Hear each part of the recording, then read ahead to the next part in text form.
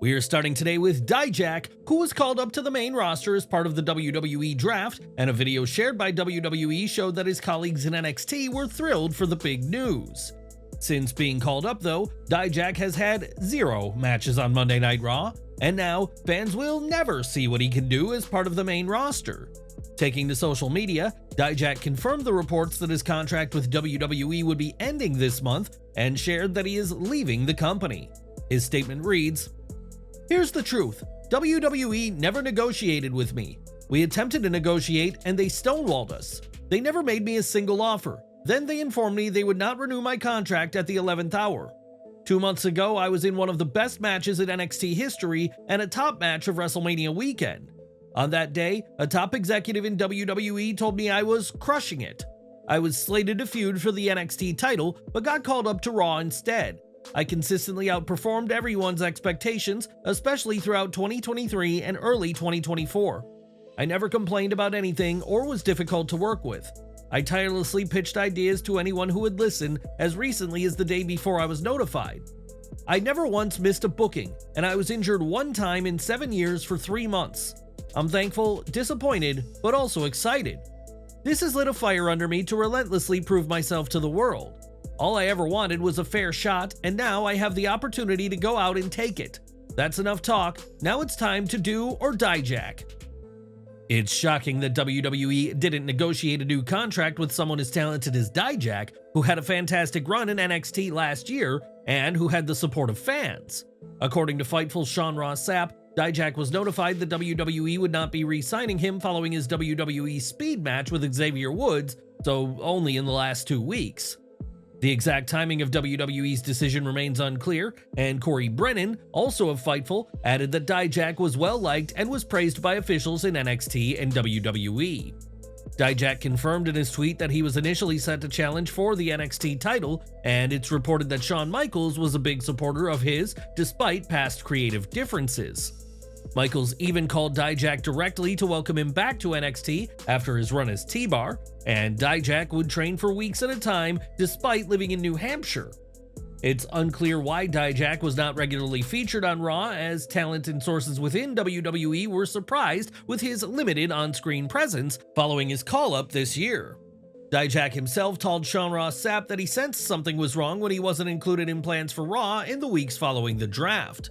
There were several instances, for example, where he was not brought to tapings, and when he was, his plans were often shifted between WWE Main Event and WWE Speed. It's also reported that there were no creative plans for him when he was called up from NXT, begging the questions as to why call him up at that time at all. Sources close to Dijak indicated that early negotiations had begun recently and were positive. However, WWE did not follow up until notifying Dijak that his contract would not be renewed. They reiterated Dijak's point that no serious negotiations had taken place, which surprised many given his work ethic. As one WWE talent said 20 years ago, Dijak would have a job until his legs fell off. Interest in Dijak remains high both within and outside professional wrestling, and it's expected that 2 European promotions will reach out, and many others have already made contact. With Dijak's contract officially expiring on June 28th, his future in the wrestling world appears promising, as he is expected to receive numerous booking opportunities.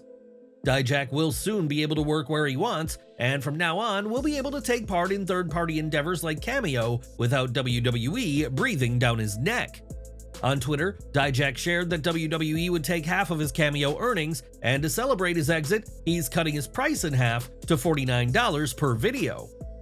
What are your thoughts on WWE's decision not to re-sign Dijak and his potential future in wrestling?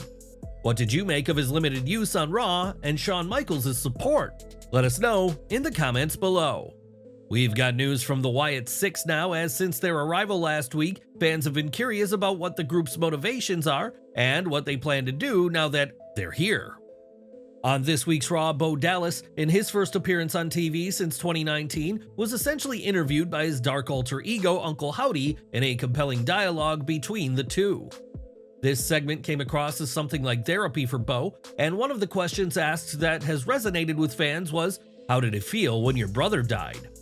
Now, we may have gotten the answer to that question thanks to the Wyatt 6 account that we know is official, as WWE has retweeted their posts in the past.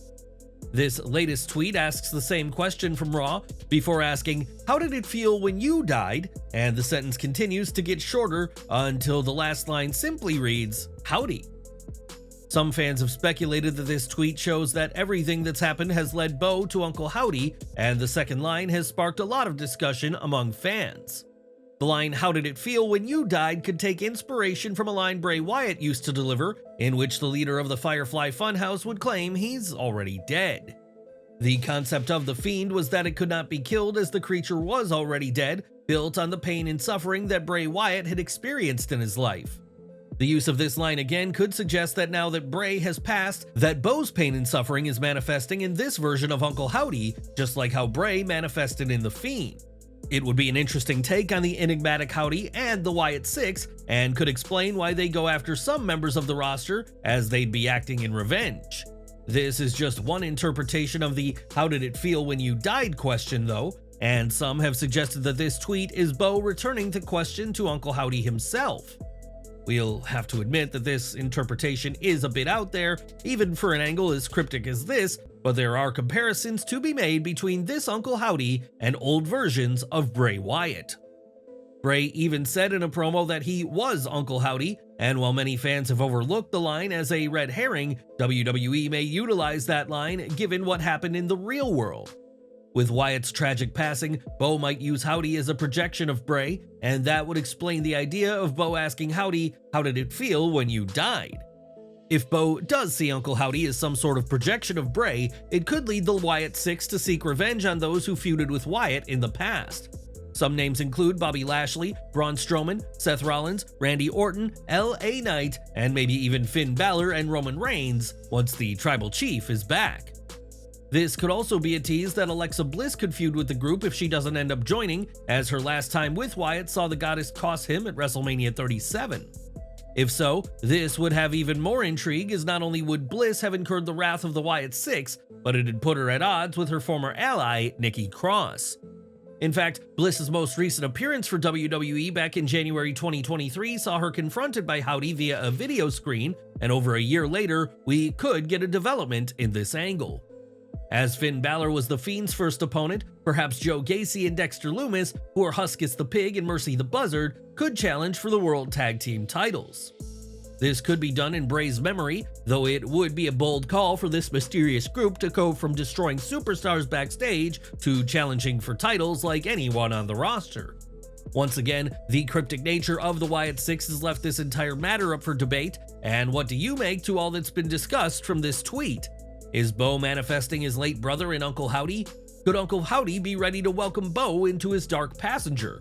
Or is it something else entirely? Give your take in the comments section. So far, the Wyatt 6 have been well received for the most part by the WWE Universe, though there are still some reservations about just what the group's direction actually is. On his One of a Kind podcast, Rob Van Dam shared his thoughts on the group, and though excited, he is concerned that the presentation might get over the top. He explained, "If it's about the character, then I can see it being cool. I can see it, you know? I remember way back even before I started watching wrestling, like the Samoans would have like a heart and rip it open. They're eating a live heart or something, and it's a gimmick. It's cool for the character. I could see like Boogeyman, like he's spooky, he's scary. I could see him, or maybe even Papa Shango, like saying that they're casting a spell on you, as long as you don't have to sell it and like pass out in the ring or act like that's a little too much for me. When it comes to selling superpowers, that's always going to be asking a lot in the world of wrestling, not if you're in an action movie. But in wrestling, it's a bit much to ask people to buy in. Like give you a heart attack, then yeah, you're gonna get booed out of the building." It's been reported that for all their crypticness, the Wyatt 6 will not be a supernatural faction, as that could prove a step too far for fans, especially in an era based on reality. Ultimately, it'll take time before the biggest questions about the faction get answered, and do you think the presentation could go too far? Tell us your thoughts down below. If you've liked what you've seen so far, consider hitting the like button.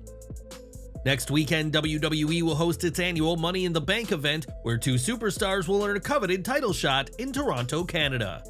This year's show will be the first Money in the Bank fully under Triple H's control, making the event more important than ever, and fans won't have to wait long to see a cash-in.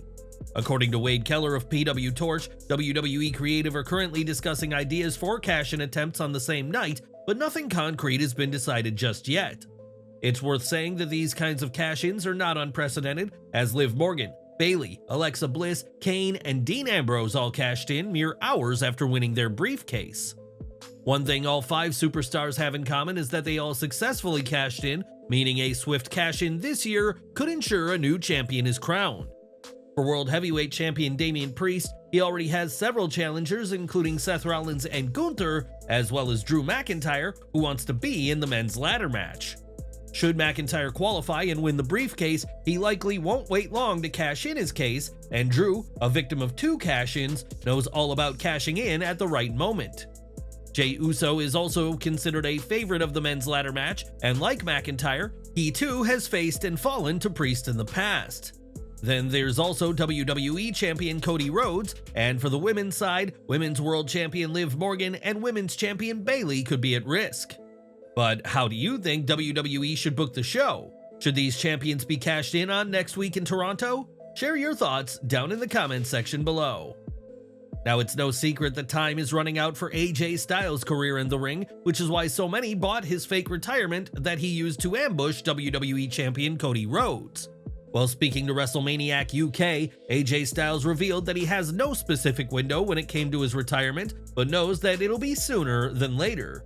He said, "You know, my brain's going, we don't have a lot of time. My body's going, we can go. No, we can't. It's an argument between my body and my brain on how much longer we can go. I can tell you it won't go much longer. Time's running out really quick." Until that day comes, AJ will still go in the ring, including for Pro Wrestling Noah next month. And do you think he should have another WWE World title run before calling it a career?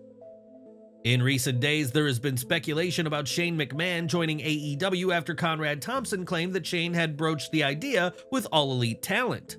As we reported yesterday, Tony Khan hasn't met Shane, but said he'd be welcome to join AEW, but the idea of a McMahon working for Khan doesn't faze Kevin Nash.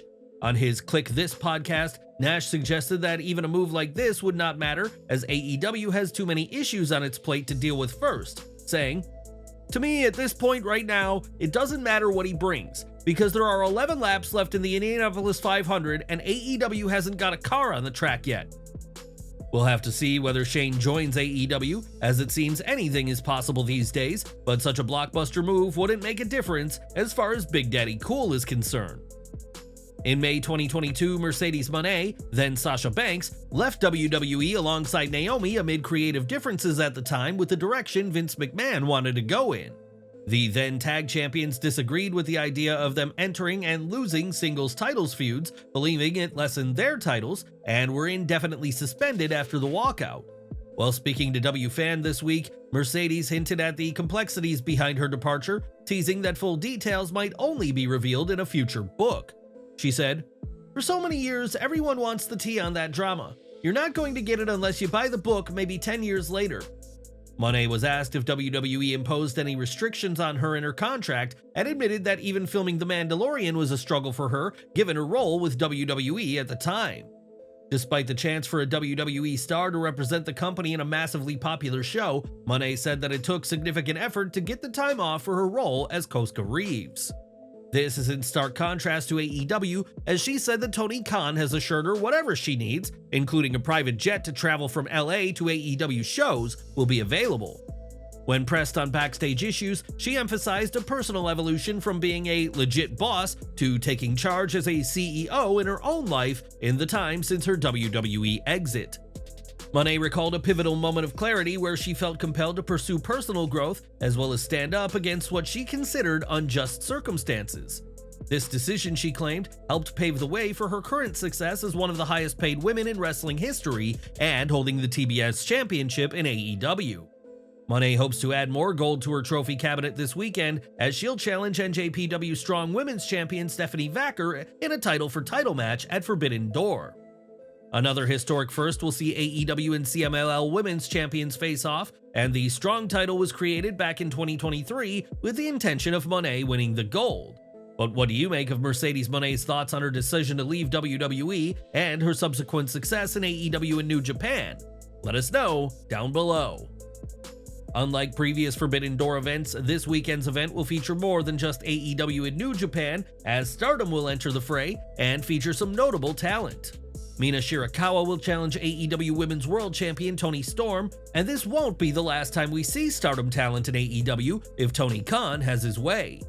Speaking on the Forbidden Door media call, Khan was asked about the possibility of working more with Stardom in the future, and is all for the idea. He said, "Yes, absolutely. We have lots of plans with Stardom, and I'm really excited about working so closely with the promotion this year. Stardom has the same parent company as New Japan Pro Wrestling, Bushiroad. I had been looking to work with Stardom for a long time. This current management has been such a great pleasure to work with. It's been great for the wrestlers in AEW and Stardom, and also the fans of either or both promotions that we've been working together so closely, putting together great matches, bringing the talent back and forth. I look to bring Stardom talent regularly to AEW. Right now, we're in a position where a Stardom wrestler, Mina Shirakawa, could very well be the AEW Women's World Champion. She has a great chance and is a fantastic representative of not only Stardom, but also AEW. I would love to have Mina as the champion. I also love having Toni Storm as the champion, and it's one of the reasons why I'm excited for the match. I want to continue to work with Stardom closely. One of their wrestlers may be the world champion here, which can be a great thing. We'll continue to see wrestlers from Stardom in AEW, top stars, and also continue to bring young wrestlers over. I'd like to continue to have Stardom involved with Ring of Honor as well. In addition to bringing Stardom wrestlers into AEW, you could see a lot of AEW wrestlers traveling to Stardom, and we're working on that. Wrestlers are working on getting their visas, and it's something we're excited about." Khan was asked about various topics on the call, including the decision to feature Mark Briscoe versus Kyle Fletcher for the ROH World Championship before Death Before Dishonor.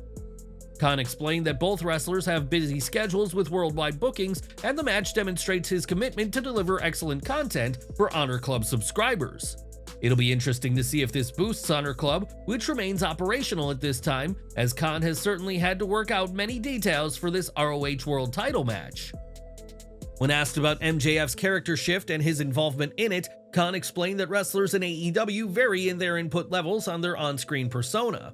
Some bring many ideas to the table, while others prefer guidance from the office, and Khan said that he spends considerable time brainstorming and collaborating with his team.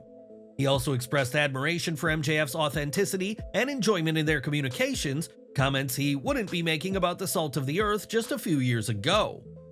About the collaboration between NXT and TNA and its relation to Forbidden Door, Khan shared his satisfaction with seeing companies work together. Khan highlighted his appreciation for healthy competition in the wrestling industry, and there will be plenty more as WWE is set to work with multiple other promotions in July. When asked about Dijak and Becky Lynch, Khan didn't want to discuss contract negotiations in the media, but emphasized the exciting developments in pro wrestling. Khan also reflected on AEW's launch and the revitalization of free agency, and mentioned signings such as Kazuchika Okada, Mercedes Moné, Will Ospreay, and Adam Copeland. The AEW president was especially appreciative of Copeland's impact and influence since joining AEW, and time will tell if Becky Lynch or Dijak follow in his footsteps. Tony Khan certainly had a lot to say during the Forbidden Door media call, but what did you make of his comments? Let us know in our comment section down below. To run a company like AEW takes a small army of people working behind the scenes, and recently the All Elite company hired a name from the days of WCW. During the June 12th edition of Dynamite, WCW alum Glacier was seen operating as security, and Fightful Select reports that he has been hired as a coach and producer. Glacier's arrival comes after Tully Blanchard and Arn Anderson left the promotion, and now the ice-cold wrestler will bring his years of experience to AEW. This week it was revealed that Rhea Ripley and Buddy Matthews have gotten married, with fans and wrestlers alike sending their best to the happy couple. Despite being in an on-screen relationship with Ripley, Dominik Mysterio shared his support for the pair, as in the comments of their Instagram post, Dirty Dom made clear he's happy for them. Ripley is currently off TV thanks to an injury sustained at the hands of Liv Morgan, and she'll have time to enjoy her honeymoon period with Matthews after tying the knot this month. This week it was announced that Sika, the legendary Wild Samoan and father of Roman Reigns, has passed away, but the Tribal Chief's work carries on. On Instagram, it was revealed that Reigns visited the Joe DiMaggio Children's Center and spent time with several kids at the center and posed with a worker who's a fan of WWE. Reigns is of course going through a lot right now, and it's commendable he's taken the time to meet with kids facing several health battles and bring a smile to their faces. Now, Alundra Blaze, aka Medusa, made her name in several promotions over the years, and on her YouTube channel, the Hall of Famer shared her experience training at AEW. Blaze said she was unsure if the women trained there before arriving, but ended up staying for a few days and trained with some female talent after Dustin Rhodes invited her to join. While Blaze at first thought she'd just be observing, Dustin asked if she wanted to help train the talent and said she was honored but didn't want to overstep. Blaze said that she could talk to the girls and offer suggestions if needed, but was stunned by the lack of attendees at the training, which Dustin explained was entirely voluntary. Blaze was baffled that talent weren't taking up the veteran Dustin Rhodes on the offer of free training, and the next day saw some of the women and invited them to practice. One girl responded that she didn't have to go because she was on the injured list, despite appearing fine, and Blaze suggested she could still learn by observing the training. This interaction suggests that some see wrestling still as just a meal ticket, and Blaze spoke about how there was a time when women's wrestling lacked direction. Nowadays, there is a great emphasis on women in the ring, but it seems that while there are greater opportunities, that doesn't mean everyone wants them. Blaze didn't name the talent in question, but teased revealing the name in another episode, and this comes after Tony Khan claimed AEW has the best women's division in the world. Whether that's the case or not, fans can hope AEW's women's division continues to improve in the coming months. And what do you make of this? Let us know below. Since TKO's launch in September, fans have seen several WWE names appear at UFC events, and now Shinsuke Nakamura is set to make an appearance at UFC 303. Saruya Ray has announced that he'll have Nakamura in his corner for his upcoming fight against Carlos Hernandez this week, in what'll be quite the showcase for the King of Strong Style. While Matt and Jeff Hardy are currently appearing for TNA, it's been reported that neither have signed a deal, and now more has come to light about their situation. Fightful reports that the pair are working on verbal agreements, and while this may lead to a contract down the line, nothing has been inked so far. And we're ending with some unfortunate news regarding Evil Uno, as his wife took to social media this week to share that she is no longer to be known as Mrs. Evil Uno. This is seemingly a sign that the couple have split, but when asked for clarification, she said she'd given all the information she wished to give. Whatever the situation may be, we hope both sides are okay, and we'll continue to follow this situation for any updates that may come out. Tony Khan openly welcomes Shane McMahon, and WWE plans AJ Lee return. If you'd like to know about this story and more, please check in the end screen here or click in the link in the description field. Thanks for watching.